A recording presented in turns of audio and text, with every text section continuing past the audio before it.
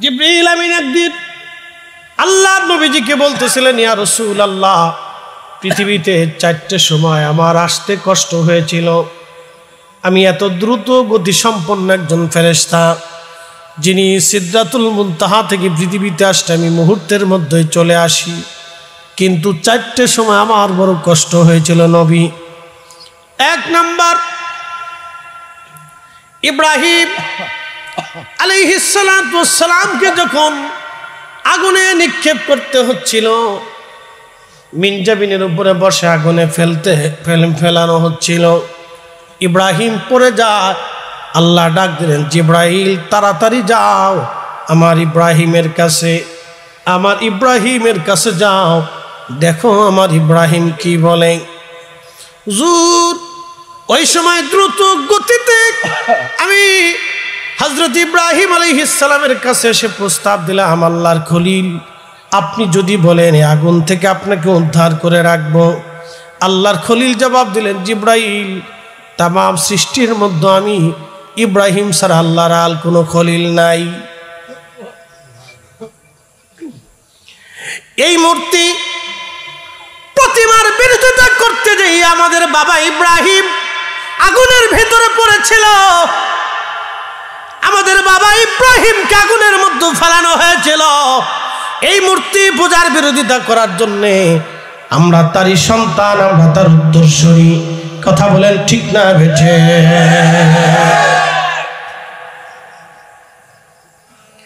আল্লাহর খলিলকে জিব্রাইল ডাক দে বলতেছে, জিব্রাইল ডাক দে বলতেছে, খলিল, আপনি যদি বলেন আপনাকে তুলে ধরে রাখবো। আল্লাহর খলিল ডাক দে বলতেছেন, জিব্রাইল, আমি ছাড়া আর কেউ খলিল নাই।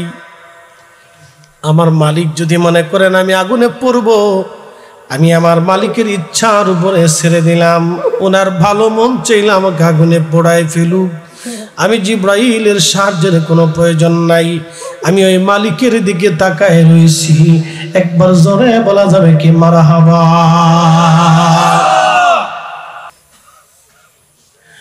আল্লাহর খলিল এই কথা বলার পরে আল্লাহ ডাক দিছে, জিব্রাইল স্টপ, তোমার আর প্রয়োজন নাই। তখনই আল্লাহ ডাক দিলে, ইয়া নারু কুনি বারদাও ওয়া সালামান আলা ইব্রাহিম। বলেন আল্লাহর সাহায্য আছে না নাই? এখনো আল্লাহর সাহায্য আছে, আগামী তো চলবে। হাজিরিন, জিব্রাইল বলতেছি, ইয়া রাসূলুল্লাহ, আর একটা বার পৃথিবীতে আসতে আমার বড় কষ্ট হয়েছিল। যখন লোকেরা হযরতে ইব্রাহিম আলাইহিস সালাম, ইসমাইল আলাইহিস সালামের গলার মধ্যে চোখ বেঁধে, ইসমাইলের হাত বেঁধে, পা বেঁধে উপর করে শোয়াইয়া ইব্রাহিম আলাইহিস সালাম নিজের চোখ বেঁধে মাথা শরীর উপরে উঠে, মাথার উপরে শরীর উঠাইয়া বিসমিল্লাহি আল্লাহু আকবার বলে যখন শরীর নামাইতেছিলেন ইসমাইলের গলা বরাবর, আল্লাহ ডাক দিলেন, জিব্রাইল কোথায়? জান্নাত থেকে 40 বছর ধরে যে দুব্বাটা লালন পালন হচ্ছে, জান্নাতের ঘাস খেয়ে গিয়ে যে দুম্বাটা বড় হচ্ছে, জিব্রাইল ওই দুম্বাটা নিয়ে আমার ইসমাইলকে সরাইয়া আমার খলিলের শরীর নিচে দুম্বা চালাইয়া দাও। আস্তে হয়ে গেল না? জোরে বলেন। আহা, দুম্বা চালাই দিল। হুজুর, আমি তখন আরশে মুআল্লার নিচে ছিলাম। ওখান থেকে দ্রুত গতিতে আমি জান্নাতে গেলাম। জান্নাত থেকে আমি দুম্বাটা নিয়ে মিনা প্রান্তরে আল্লাহর খলিলের শরীর নিচে আমি দুম্বা চালায় দিলাম। আল্লাহু আকবার। ইয়া রাসূলুল্লাহ, আর একটা বার আমার কষ্ট হয়েছিল যখন ইউসুফ আলাইহিস সালামের ভাইরা কুয়ার ভিতরে, হযরত ইউসুফ আলাইহিস সালাম তার ভাইরা সবাই মিলে হাত পা গুলি বেঁধে জামা কাপড় খুলে হযরত ইউসুফকে কুয়ার ভিতরে নিক্ষেপ করতেছিল। ইউসুফ কুয়ার মধ্যে পড়ে। আল্লাহ সময় ডাক দে বলতেছে, জিব্রাইল আমার ইউসুফ যেন কুয়ার মধ্যে পড়ে ব্যথা না পায়, ইউসুফকে ধরে আস্তে করে কুয়ার মধ্যে পাথরের উপরে বসায় দাও। আস্তে হয়ে গেল না, জোরে বলেন আল্লাহু আকবার। বলেন হেফাজতের মালিককে। যদি খোদা ভিন্ন হইতো, একজন খোদায় হেফাজত করবে আর একজন খোদায় ফেলাবে, তাহলে দুই খোদার মধ্যে কিলিকিলি হইয়া পৃথিবী ধ্বংস হয়ে যাইত। এই জন্য আমাদের মালিক একজন, কথা কোন ঠিক কিনা?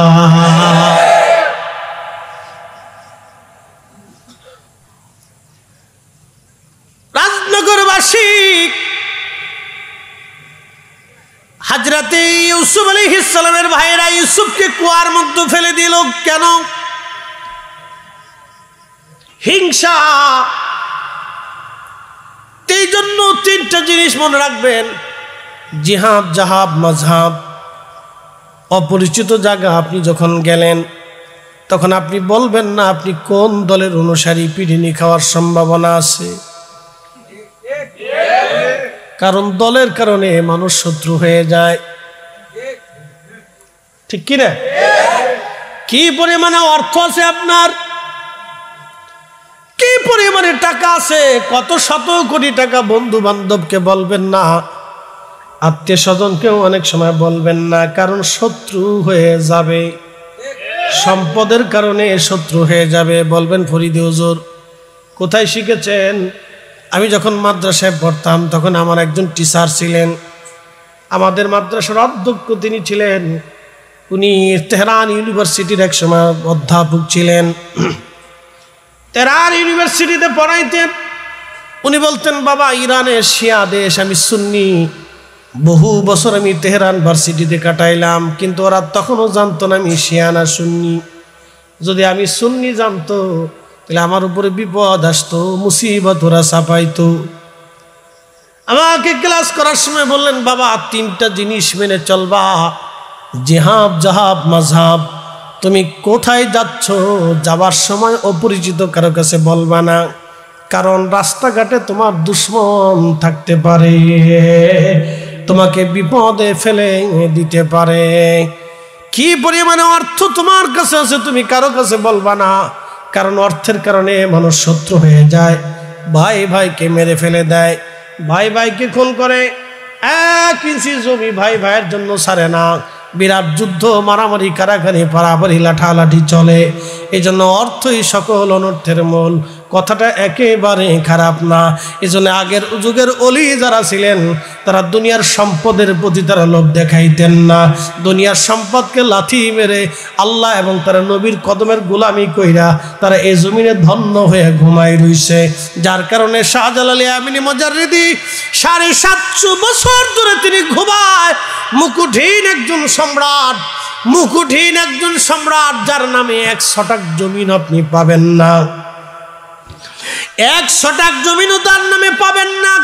কোন রাজ্যের সীমানা তার নাই, সেনা নাই, বাহিনী নাই, রাজ্য নাই, এমন একজন সম্রাট। 750 বছর ধরে কত রাজা বাদশাহ আমিররা, মন্ত্রী এমপি, কোটিপতি, ধনী দরিদ্র, ফকির মিসকিন, অভাবী, পাগল ভালো, জ্ঞানী গুণী, আলেম জালেম সব আল্লাহর অলির কদমে বসে বসে কান্দে। কথা কন না কেন, ঠিক কিনা? কথা বললে অনেকে কষ্ট পাবে বাবাজি। জমিন আল্লাহর, আসমান আল্লাহর। আসমান জমিনে যাদের জন্য বৃষ্টি হয় তারা আল্লাহর ওলি। আমাদের ইবাদতে আল্লাহ খুশি হয় না। আল্লাহর কিছু ওলি দুনিয়ার মধ্যে থাকেন যাদেরকে চিনা যায় না, তাদের দোয়া জিকিরের কারণে আল্লাহ আসমান থেকে বৃষ্টি দেয়, জমিনে ফসল দেয়। নতুবা আল্লাহর আসমান থেকে পাথরের বৃষ্টি হতো, আল্লাহ জমিন ফেটে ফেটে আগুন বের হয়ে আসতো, ফসল নষ্ট হয়ে যাইতো, ভূমিকম্প দিয়ে দিক এই জনপদবাসীকে ধ্বংস করে দিতেন আল্লাহ। যে পরিমাণে মানুষ গুনাহ করে, অপরাধ করে, শুধুমাত্র আল্লাহর মজ্জুব কিছু পাগল ওলি, আল্লাহর মুজাদ্দিদ ওলামা, ফুদালা কিছু আছে যাদের ইবাদতে জিকিরে আল্লাহ খুশি হইয়া তাদের দোয়ার কারণে আল্লাহ আমাদের উপরে রহমতের বৃষ্টি দেয়। নতুবা পৃথিবী থাকার কথা না, ঠিক কিনা? যে পরিমাণে গুনাহ হয় দুনিয়া থাকার কথাই না। এ মুসলমান, খুব মনোযোগ দিয়ে, জিব্রাইল ডাক দিয়ে বলতেছে, হুজুর আর একটা সময় পৃথিবীতে আসতে আমার কষ্ট হয়েছিল। নবীজি, তায়েফের ময়দানে কাফেররা যখন আপনাকে পাথর মারতেছিল, পাথরের আঘাত এত কঠিন, শরীর থেকে ফিনকি মেরে মেরে রক্ত বের হচ্ছিল, আপনার শরীর মোবারক কেটে কেটে ফেটে ফেটে রক্ত বের হচ্ছিল। যদি কোনোদিন তায়েফে যান, সেই জায়গাটা এখনো আছে, যেই খেজুরের আঙ্গুরের বাগানে নবীজি বিশ্রাম করেছিলেন। আহারে, সেই জায়গা গেলে দেখেছি হাজিরা অঝর দ্বারা চোখের পানি ফেলে ফেলে কান্না করে। দিন কালেমার প্রচারে আল্লাহর নবীর কত কষ্ট হয়েছিল। পাথরের পর পাথর এসে এসে গায়ে লাগতে লাগলো, মাথা ফেটে চামড়া ফেটে ফেটে রক্ত বের হয়ে হয়ে এত পরিমাণে রক্ত বের হয়েছিল, পা মোবারকের জুতা পর্যন্ত রক্তের সাথে লেগে গিয়েছিল। জিব্রাইল বলছিলেন, ইয়া রাসূলুল্লাহ, ওই রক্ত যদি জমিনের মধ্যে পড়ে যেত, হুজুর পৃথিবীতে কখনো ফসল হতো না, গাছ তরুলতা পাতা হতো না। আল্লাহ ডাকতে বলল, জিব্রাইল তাড়াতাড়ি যাও, আমার হাবিবের রক্ত যেন জমিনের মধ্যে না পড়ে। যদি জমিনে রক্ত একবার পড়ে যায় জিব্রাইল, এই কষ্টে রক্ত পড়ার সঙ্গে সঙ্গে জমিন ক্ষুব্ধ হয়ে যাবে, পৃথিবীতে কখনো ফসল হবে না, গাছ হবে না, আমার বান্দাগুলি না খেয়ে মরে যাবে। জিব্রাইল, আমার রাসূলের রক্ত জমিনে পড়তে দিও না হুজুর। দ্রুত গতিতে সেই সময় আমি রক্তগুলি তুলে ধরেছি, জমিনের মধ্যে রক্তগুলি মিশতে দেয়নি। ইয়া রাসূলুল্লাহ, আহা সেই নবী আমাদের, আহা সেই নবী আমাদের। আল্লাহর নবী কষ্ট করার পরও জিব্রাইল এসে বলেন, ইয়া রাসূলুল্লাহ, অনুমতি যদি দেন পাথর চাপা দিয়ে, পাহাড় চাপা দিয়ে তায়েফ ধ্বংস করে দিব। আল্লাহর নবী হাত তুলে কাঁদা শুরু করলেন, রাব্বি, ইয়া রাব্বি, ওরা আমার উম্মত, যদি আপনি ওদেরকে ধ্বংস করে দেন, আমি কালেমার দাওয়াত কার কাছে পৌঁছাবো? আল্লাহ, ওরা আজকে আমারে মারছে, আল্লাহ এমন একদিন আসবে ওদের সন্তানরাই আমার কালেমার জন্য জিহাদের ময়দানে যাবে, ওদের সন্তানরাই আমার কালেমা পড়বে, আজানের ধ্বনি জমিনে বাজবে, একবার আওয়াজ তুলে বলা যাবে কি ইয়া রাসূলুল্লাহ। তিনি রাহমাতুল লিল আলামিন, রাহমাতুল লিল আলামিন, রাহমাতুল লিল আলামিন। সেই বিরাট আকৃতির জিব্রাইল আল্লাহর সামনে দাঁড়ানো, আজরাইল দাঁড়ানো, মিকাইল ইসরাফিল দাঁড়ানো, যাদের মাথায় পানি ছেড়ে দিলে পা পর্যন্ত আসতে সৃষ্টির সব পানিগুলি নিঃশেষ হয়ে যাবে, জিব্রাইলের কদম পর্যন্ত আসবে না। মৃত্যুর এই সুরত দেখার পরে জিব্রাইল পর্যন্ত অজ্ঞান হয়ে পড়ে গেলেন, আজরাইল অজ্ঞান হয়ে গেলেন, মিকাইল অজ্ঞান, ইসরাফিল অজ্ঞান, তামাম ফেরেশতারা অজ্ঞান হয়ে গেলেন, বেহুশ হয়ে গেলেন। আল্লাহর কুদরতে তারা আবার হুশ ফিরে আসলো। হুশ ফিরে যাওয়ার পরে বলতেছে, ইয়া রাব্বি, আপনি এটা কি বানাইছেন আল্লাহ? আল্লাহ ডাক দিয়ে বলেন, এটার নাম মউত, মৃত্যু, মৃত্যু। জিব্রাইল, আজরাইল, ইসরাফিল, মিকাইল বলতেছে, ইয়া রাব্বি, এই মৃত্যু আল্লাহ আপনি কেন বানাইছেন? বলে, আমার ফেরেশতারা, আমার এমন কোন সৃষ্টি নাই, কুল্লু নাফস দাইকাতুল মউত, এই মরণের স্বাদ তাদের আস্বাদন করা না লাগবে। জিব্রাইল, ইসরাফিল, মিকাইল ডাকতে, রাব্বি, এত কঠিন মৃত্যুর সুরত আপনি বানাইছেন আল্লাহ। সৃষ্টি পৃথিবীর মানুষ সব কিছু ছেড়ে দিবে, সংসার হবে না, দুনিয়া হবে না, কিছুই তারা করবে না। আল্লাহ ডাক দেখে, ফেরেশতারা রে, আমি বান্দার জন্য মৃত্যু সৃষ্টি করলাম, হায়াত সৃষ্টি করে দিলাম, আরো একটা বিষয় সৃষ্টি করলাম, আশা আকাঙ্ক্ষা সৃষ্টি করে দিলাম। এই জন্য দেখবেন মানুষ মরে যাওয়ার পরে কবর দেওয়ার সময় মানুষ হাসে, কবর দেওয়ার সময় মানুষ হাসি, বন্ধুরা গল্প করে কালকে কি করবে, কবরের পাশে দাঁড়ায় দাঁড়ায় গল্প করে, কিন্তু তারাও জানে এই কবর আগামী দিন তার জন্য প্রস্তুত হবে। মৃত্যুর রূপ থেকে ফেরেশতারা আপত্তি করে বলে, ইয়া রাব্বি, পৃথিবীর মানব জাতি সব কিছু থেকে তারা জুদা হয়ে যাবে মরণের ভয়ে। আল্লাহ বলেন, ফেরেশতারা রে, আশা সৃষ্টি করে দিলাম, আকাঙ্ক্ষা সৃষ্টি করে দিলাম, আশায় আশায় মানুষের দিন যাবে, আশায় আশায় মানুষের দিন যাবে। এই জন্য দেখবেন কারো যদি 5 কোটি হয় সে 10 কোটি বানানোর আশায় থাকে, কারো 10টা বাড়ি যদি হয় আরো 20টা বাড়ি বানানোর আশায় থাকে, 1000 কোটি টাকার মালিক হলে আরো 1000 কোটি বানানোর আশায় থাকে, 2 কোটি টাকা চুরি করলে আরো 5 কোটি চুরির ধান্দা করে। কি কথা কর না কেন?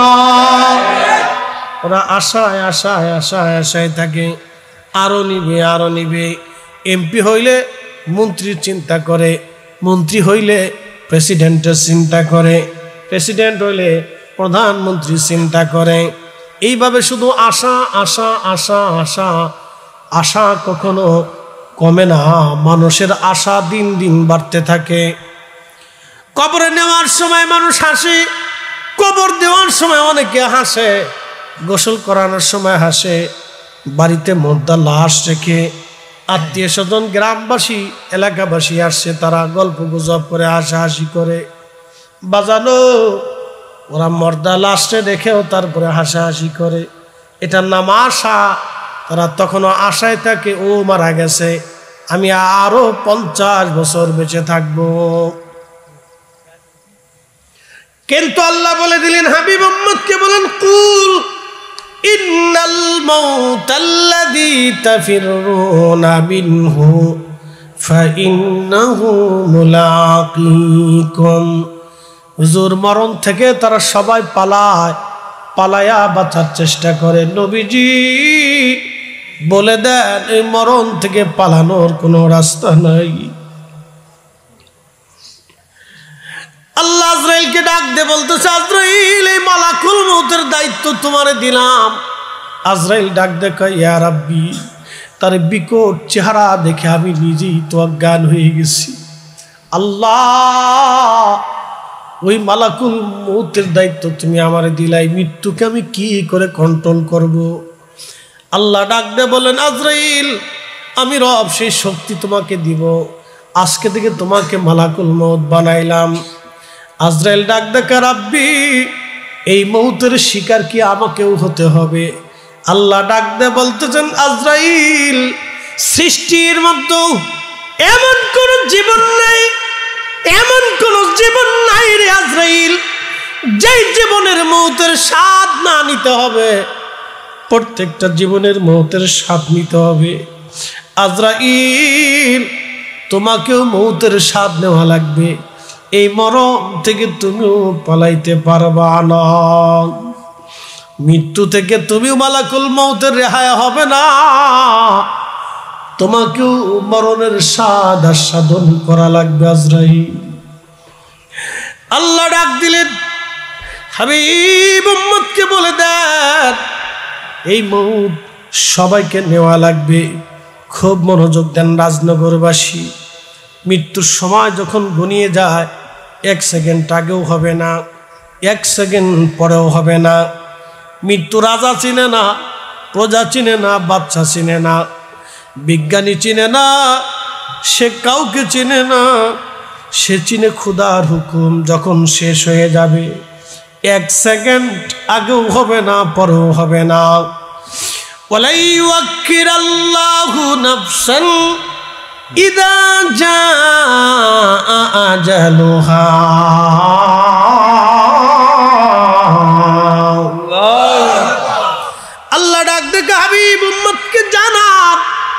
এক সেকেন্ড আগেও না, এক সেকেন্ড পরেও না।